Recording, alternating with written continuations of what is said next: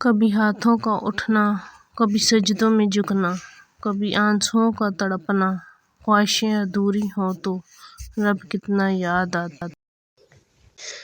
کیا بخشے جائیں گے ہم ہر نماز کے بعد نہ محرم کو مانگنے والے۔ اللہ والوں سے تعلق رکھو، طبیعت ٹھیک رہے گی۔ یہ وہ حکیم ہیں جو لفظوں سے علاج کرتے ہیں۔ سن لو اے لوگو، دلوں کا سکون اللہ کی یاد میں ہے۔ دنیا میں دو ہی اپنے ہوتے ہیں، ایک اللہ اور والدین۔ جب راستے اور رابطے اللہ سے جڑ جائیں تو پھر دل نہیں ٹوٹا کرتے۔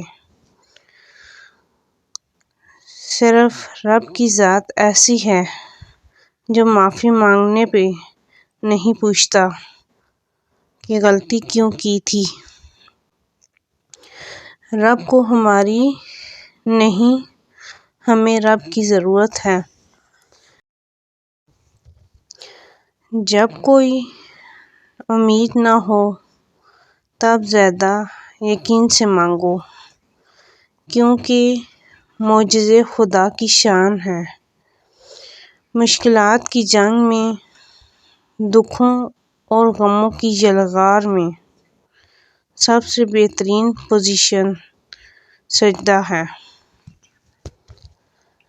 زمانہ جب بھی مشکل میں ڈال دیتا ہے، میرا اللہ ہزار راستے نکال دیتا ہے۔